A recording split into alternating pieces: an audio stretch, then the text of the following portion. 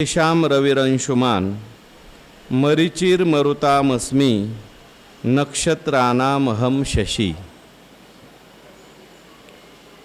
नमामि सद्गुरुं शांतं सच्चिदानंद विग्रहं पूर्ण ब्रह्मपरानंद मिश्रम आळंदी वल्लभम। भगवंताच्या कृपेने सर्व संतांच्या आशीर्वादाने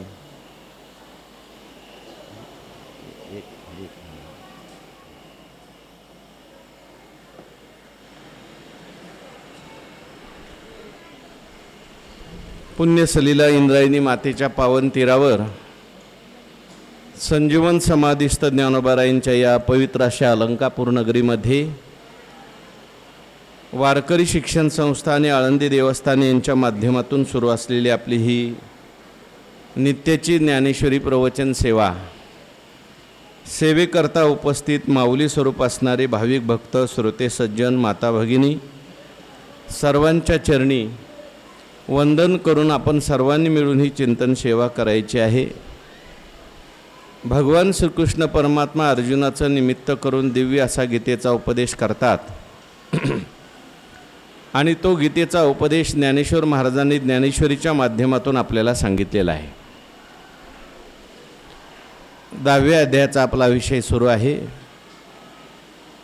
भगवान श्रीकृष्ण परमात्म्याला अर्जुनांनी विनंती केली की तुमचा विभूती योग मला सांगा, जेणेकरून मला तुमचं ध्यान करता आलं पाहिजे। ध्यान करण्याकरता काहीतरी आलंबन लागतं, एखादी वस्तू म्हणा, एखादा आकार म्हणा, आणि मग ते ध्यान आपण वाढवत वाढवत पुढे भगवंताच्या व्यापक स्वरूपाचं दर्शन आपल्याला घेता येतं। मन एकाग्र करण्याकरता काहीतरी वस्तू लागते, काहीतरी आकार लागतो, एकदम व्यापक ध्यान आपल्याला होऊ शकत नाही। आणि याच्याकरता म्हणून आधार म्हणून अर्जुनाने आपल्या सर्वांच्या करताच विभूती विचारलेली आहेत। जसं भगवान परमात्म्याची मूर्ती आहे, मूर्ती पाहिल्यानंतर आपल्याला भगवान परमात्म्याचं स्मरण होतं। शालिग्राम भगवान परमात्मा आहे, शास्त्राने सांगितलं शालिग्राम ही भगवंताची मूर्ती आहे। शालिग्राम पाहिल्यानंतर आपल्याला भगवंताचं स्मरण होऊ शकतं, ध्यान होऊ शकतं। पण एखादा सामान्य दगड आहे आणि आपल्याला म्हटलं याच्यात देवाचं ध्यान करा, होणार नाही। म्हणून भगवान परमात्म्याचं ध्यान करण्याकरता केशु केशुच भावेषु चिंत्योसी भगवन्मया, स्थूलाकडून सूक्ष्माकडे जायचं आहे। म्हणून भगवान परमात्म्याला अर्जुन महाराजांनी विभूती विचारल्या। पहिली विभूती तर आत्मा सांगितली, पण आत्म्याचं ध्यान सुद्धा एवढं सोपं नाही। आत्मा दिसतो का? कसं त्याचं ध्यान करणार? आत्मस्वरूपाचा अनुभव येण्याकरता सुद्धा बुद्धी सूक्ष्म करावी लागते, त्याचं ध्यान लगेच होणार नाही। आपल्याला काहीतरी दिसणाऱ्या विभूती सांगा असं म्हटल्यानंतर मग भगवंतांनी सांगितलं आता दिसणाऱ्या विभूती मी तुला सांगतो। आदित्यानाम अहम विष्णु ज्योतिषाम रविरंशुमान मरीचिर मरुतामस्मि नक्षत्रानाम अहम शशि। जे 12 आदित्य सांगितलेले आहेत त्याच्यामध्ये मी विष्णू आहे। सर्व प्रकाशक पदार्थामध्ये विश्वव्यापी असलेला प्रकाशक असलेला सूर्य मी आहे। मरुद्गणामध्ये मरीची मी आहे आणि नक्षत्रांच्या मध्ये चंद्रमा मी आहे। हे आपल्याला दिसणारे विभूती आहेत। देवाचं ध्यान करायचं आहे ना, भगवान परमात्मा म्हणतात 12 आदित्य सांगितलेले आहेत। आदित्य म्हणजे अदितीची जी मुलं आहेत त्यांना आदित्य असं म्हणतात। दक्ष प्रजापतीच्या 2 मुली आहेत, एक दिती आणि एक आहे अदिती। या दोन्ही कश्यप नावाच्या ऋषींना दिलेले आहेत। दितीपासून सगळे दैत्य झाले आणि अदितीपासून सगळे देव झाले. पती एकच आहे पण पत्न्या दोन आहेत. एकीपासून देव झाले आणि एकीपासून दानव का झाले?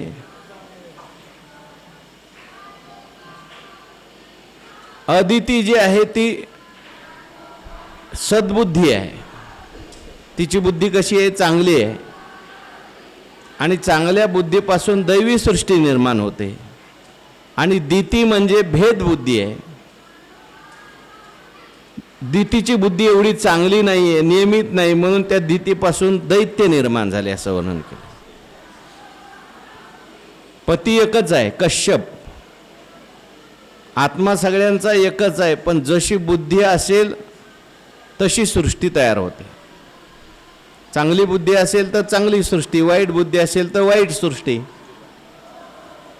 म्हणून त्या अदितीपासून 12 आदित्य झाले. त्या 12 आदित्यांची नावं पुढे सांगणार आहेत.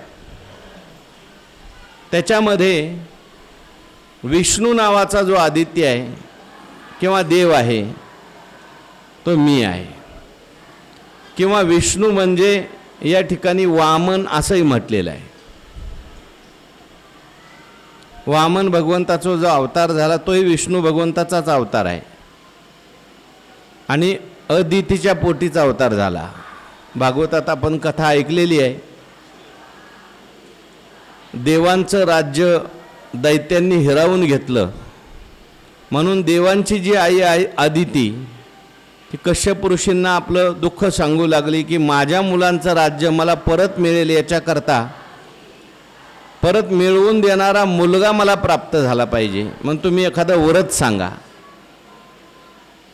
तेव्हा कश्यप ऋषींनी त्या अदितीला एक व्रत सांगितलं, त्याला पयोव्रत असं म्हणतात. 10 दिवस तिने ते व्रत केलं आणि त्या व्रताचा परिणाम म्हणून वामन भगवान प्रगट झाले. आईला विचारलं, आई काय तुझी इच्छा आहे, कशाकरता व्रत केलं होतं? आईने सांगितलं, माझ्या मुलांचं राज्य दैत्यांनी हिरावून घेतलंय, ते त्यांना परत मिळालं पाहिजे, ते त्यांना परत मिळवून देण्याचं काम तुम्ही करा. देवसुद्धा आले, म्हणायला लागले, आता देवा एवढं काम तुम्ही करा, दैत्यांना मारा ना आमचं राज्य परत मिळवून द्या. भगवान म्हटले, दैत्य चांगलं वागतात, चांगल्या वागणाऱ्यांना मी मारू शकत नाही. स्वर्गाचं राज्य दैत्यांना मिळालं. दैत्यांचा राजा होता बली आणि तो धार्मिक होता, सज्जन होता. अशा माणसांना मी मारू शकत नाही. अहो पण मग राज्य कसं मिळणार? म्हणे मारू शकत नाही पण मी मागू शकतो म्हणे. म्हणून बलीच्या यज्ञामध्ये वामन रूप घेऊन भगवान करता गेले, मागण्याकरता गेले. बलीला खूप आनंद झाला, आपल्या यज्ञामध्ये आता शेवटचाच यज्ञ करायचा आहे. आणि एक बटू ब्राह्मण आला, भाग्य आहे आपलं, न बोलवता आला, दान देण्याची संधी आपल्याला प्राप्त झाली. काय पाहिजे तुम्हाला? म्हटले काही नाही, मी संतुष्ट आहे, मला काही नको. नाही नाही काहीतरी मागून घ्या. म्हटले 3 पावलं भूमी माझ्या पावलांनी मोजून द्यायची. तो म्हटला, तुम्हाला मागायची अक्कल दिसत नाही, मी सगळ्या भूमंडळाचा राजा आहे, काही देईल तुम्हाला, तुम्ही 3 पावलं भूमी मागता. संकल्प करणार तेवढ्यात त्याच्या गुरुनी शुक्राचार्यांनी सांगितलं, पाणी सोडू नको, हा वामन आहे पण हा विष्णू आहे, तुला फसवण्याकरता आलेला आहे, मागण्याकरता आलेला आहे. बलीनी सांगितलं, देव जर आले असतील मागण्याकरता तर आता गुरुजी मला तुम्ही मध्ये अडचण करू नका, जाऊ द्या ना, सगळं देवाचंच आहे सगळं. संकल्प सोडल्यानंतर मग भगवंतानी विराट स्वरूप धारण केलं. आपल्याला कथा माहिती आहे, 3रा पाऊल कुठे ठेवू विचारल्यावर बलीने आपल्या डोक्यावर तो पाऊल ठेवायला लावला. बलीला भगवत स्वरूप केलं. दानीपणाचा जो अभिमान होता तो भगवंताने बलीचा घेतला आणि बलीला पाताळाचं राज्य दिलं. द्वारपाळ बळी द्वारी असे जे विष्णू भगवान आहेत ते मी आहे. आणि जेवढे काही प्रकाशक पदार्थ आहेत त्या प्रकाशक पदार्थामध्ये सर्वात जास्त प्रकाश असणारा सूर्य मी आहे. आपल्याला ध्यानच जर करायचं असेल तर आपण कशाचं ध्यान केलं पाहिजे, पूजा केली पाहिजे, सूर्याची केली पाहिजे. कारण सूर्य रोज आपल्याला प्रत्यक्ष दिसतो. देवाची विभूती सांगितली सूर्य. म्हणून भगवान म्हणतात मला पाहायचं आहे का, नाही तुझी माझ्यापर्यंत अशी बुद्धी येत असेल, माझ्या व्यापक स्वरूपाचं तुला ध्यान घडत नसेल, रोज तू सूर्याचं दर्शन कर. सूर्यामध्ये मला पहा, मी सूर्याचे निवेशे, तपे ते हे शोषे, पाठी इंद्र होऊनी वर्षे पुढती भरे. अनेक ठिकाणी मी सूर्य आहे म्हटलंय. सूर्याच्या ठिकाणी असलेला जो प्रकाश आहे तो माझा आहे.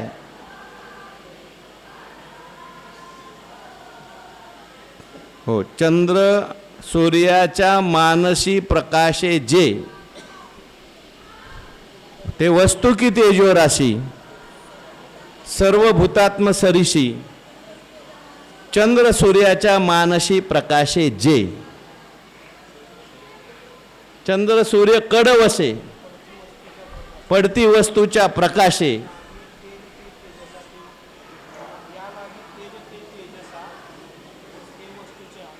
या लागी तेजसे तेजसा वस्तूचे अंग म्हटलंय. म्हणजे माझा प्रकाश आहे.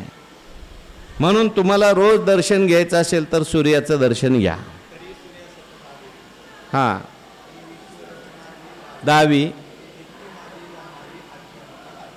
ते दीप्ती माझी जाणावी आद्यंती आहे. म्हणून सूर्याच्या रूपाने रोज भगवान परमात्मा आपल्याला जाग करतात.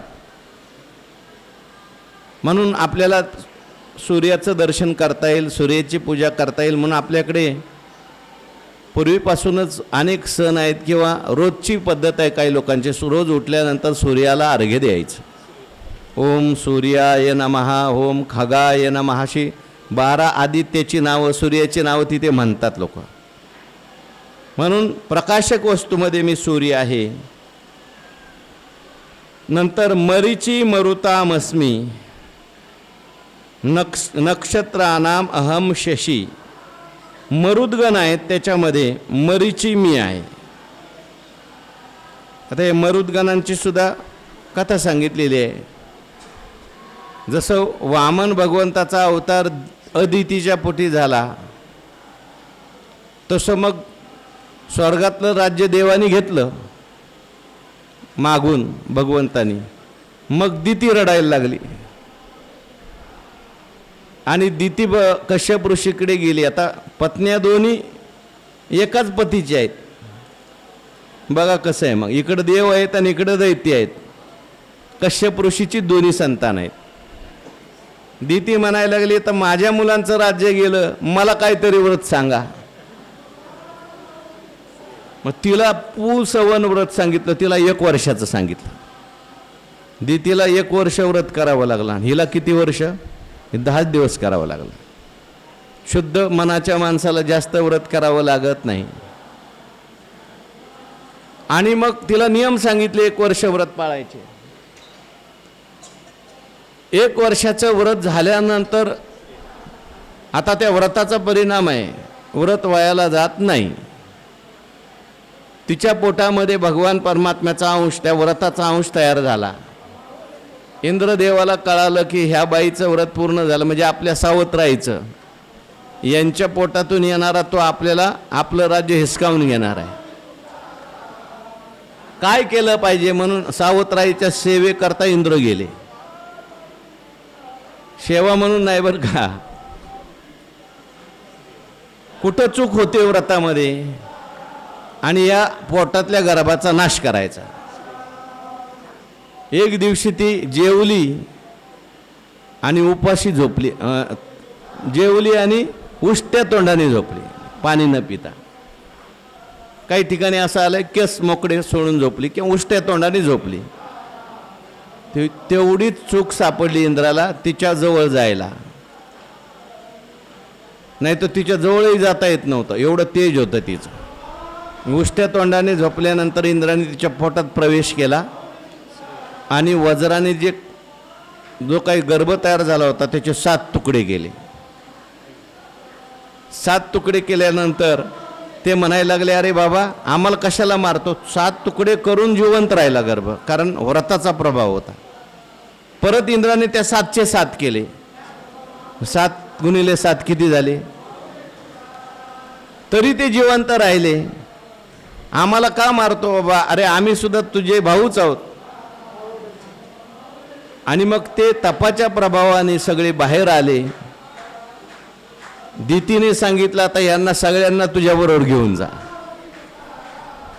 कारण दिव्य आहेत. ते 49 मरुद्गण झाले.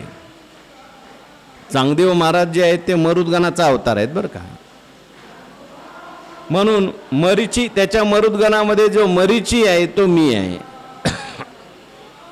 आणि नक्षत्राणाम अहम शशी, म्हणजे आपल्याला त्या मरुद्गणाचंही स्मरण करता येतं. मरुद्गण आता आपल्याला काही दिसत नाही, पण त्याचं स्मरण करता येतं. पूजा करायची, ध्यान करायची, तर त्या मरुद्गणाचा काही आपल्याला नामस्मरण करता येईल, चिंतन करता येईल. विभूती सांगितली. कोणता मरुद्गण? मरीची. अहो, सूर्याचं उपासना करण्यापेक्षा आम्हाला थोडासा सूर्याचा ताप सहन होत नाही.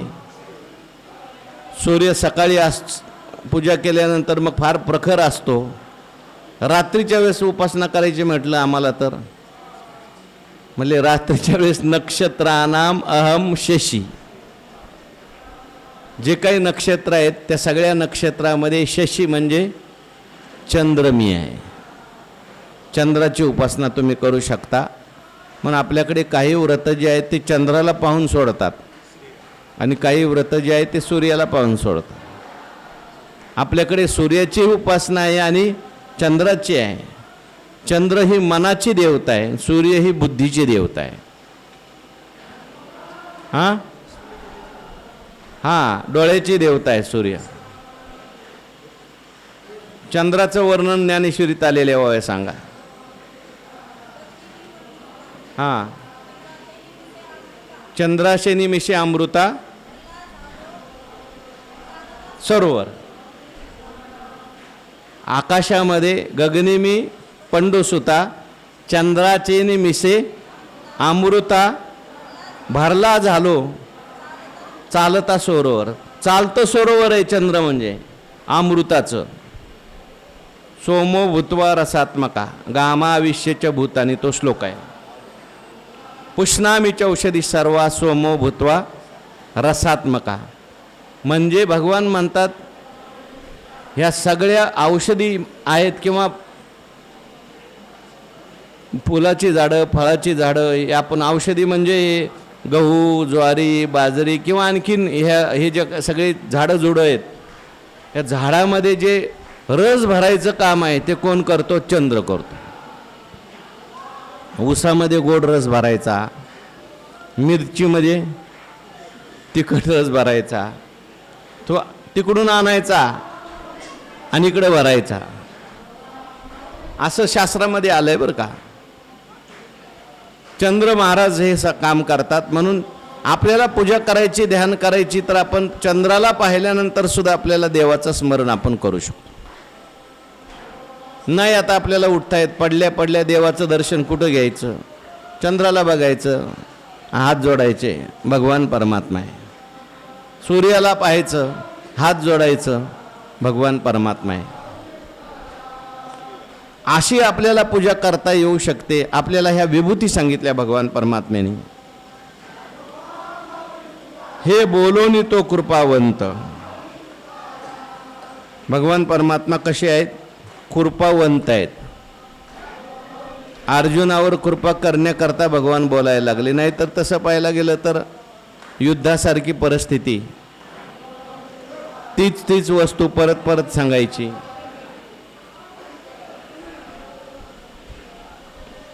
प्रवचन चालू आहे, थोडं भजन हळू करा. युद्धासारखी परिस्थिती आहे. त्यांनी पण अशाच ठिकाणी सांगितलंय. शस्त्राची खणखण, बाणाची झणझण, आणि तिथंच गीता सांगितली. त्यामुळं आपल्यालाही असला विक्षेप तर लक्ष द्यायचं, सांगण्याचा प्रयत्न करायचा. ऐकलं तर ठीक आहे, नाही ऐकलं तर ऐकलं त्यांनी, नाही ऐकलं तरी आपलं आपलं आपलं चिंतन करायचं. आता काय त्याला विलाज. ऐशिया समयी कर्कशे,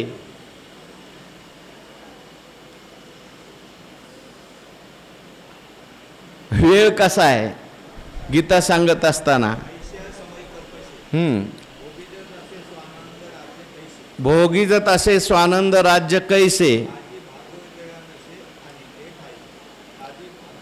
हा, म्हणजे समय जो होता तो युद्धाचा समय आहे. बरं, शंख वाजलेले आहेत, युद्ध सुरू झालेलं आहे, आणि अशा वेळेस अर्जुन महाराजांना ही गीता सांगितलेली आहे. कृपावंत का म्हटलं भगवंताला. पुन्हा पुन्हा जरी विचारलं तरी भगवान सांगतात, अवेळ असताना सुद्धा सांगतात. अर्जुनाने विभूती विचारल्या, पहिलं सगळ्या विभूती सांगितल्या किंवा ज्ञान सांगितलंय, व्यापक रूप सांगितलंय, आणि व्यापक रूप सांगितल्यानंतर परत विभूती विचारल्या तरी भगवान परमात्मा सांगतात. म्हणून भगवंताला काय म्हटलं, कृपावंत. कृपावंत किती दीन बहु आवडती, त्यांचा भार वाहे माथा, करी योगक्षेम चिंता. म्हणून जे काही विचारलं अर्जुनाने आणि देवाने सांगितलं नाही असं काही झालं नाही, याला म्हणतात कृपाळू. हो, अनेक ठिकाणी ज्ञानेश्वरीमध्ये विचारायच्या अगोदर सांगितलंय, आहे की नाही. ह्याला कृपावंत मनुष्य लागतं बरं का. नाहीतर एकदा विचारलं, दोनदा विचारलं, तीनदा विचारलं तर माणसाला राग येतो. ते आमचे वैकुंठवासी मारुती बाबा गुरु होते. एका विद्यार्थ्याला सांगायचे किंबहुना म्हणजे फार काय सांगू. ज्ञानेश्वरीत किंबहुना शब्द अनेक वेळा येतो. म्हणजे ज्ञानेश्वर महाराज अगोदर सगळे दृष्टांत सांगतात आणि शेवटी एक ओवी लिहितात किंबहुना, म्हणजे एवढं काय सांगायची गरज नाही, सिद्धांत सांगतात. त्या मनुष्याला सांगितलं किंबहुना म्हणजे फार काय सांगू. एकदा सांगितलं, दुसऱ्या दिवशी परत विचारायचा, बाबा किंबहुना म्हणजे काय हो. ते म्हणले, अरे काल सांगितलं ना तुला किंबहुना म्हणजे फार काय सांगू. परत दुसऱ्या दिवशी आले की बाबा ते किंबहुना म्हणजे काय. आमच्यासारखा असला तर एक फटका दिला असता त्याला, पण ते म्हटले सांगतच होते. एक सज्जन मनुष्य म्हटला, बाबा कशाला असल्या येड्यांच्या नादाला लागला तुम्ही.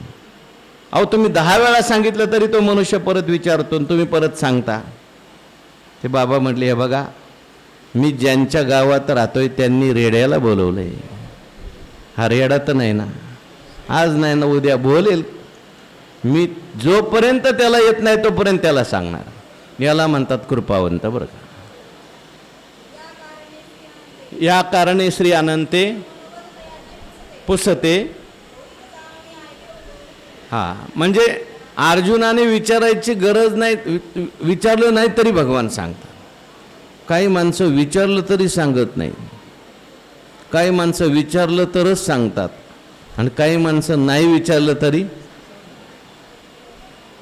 आमच्या गावाला रस्ता कुठला आहे हो, तुला सांगायला उभं राहिलो का म्हणतो. म्हणजे विचारलं तरी सांगायची तयारी नाही.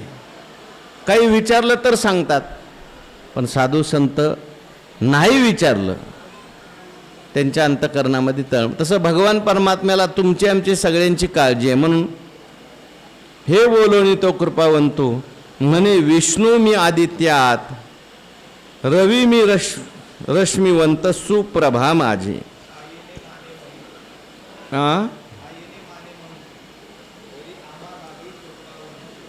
हा, कृपावंत भगवान परमात्मा आहे, त्याच्याकरता मी सांगितले. भगवान परमात्मा म्हणतात की विष्णू मी आदित्यात. आदित्य जे आहेत त्याच्यामध्ये मी कोण आहे, विष्णू आहे. हे 12 आदित्य आहेत. धाता, मित्र, आर्यमा, शुक्र, वरुण, अंश, विवस्वान, पूषा, सविता, त्वष्टा आणि शेवटचा विष्णू आहे. ही आदित्यची नावं आहेत 12.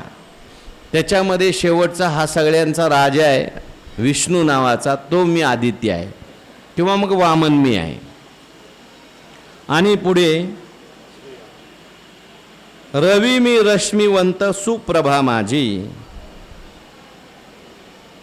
त्या प्रकाशक असलेल्या वस्तू आहेत, चंद्र, तारका, विद्युत, अग्नी, या सगळ्यामध्ये प्रकाशक कोण असलेला सूर्य मी आहे भगवान म्हणतात.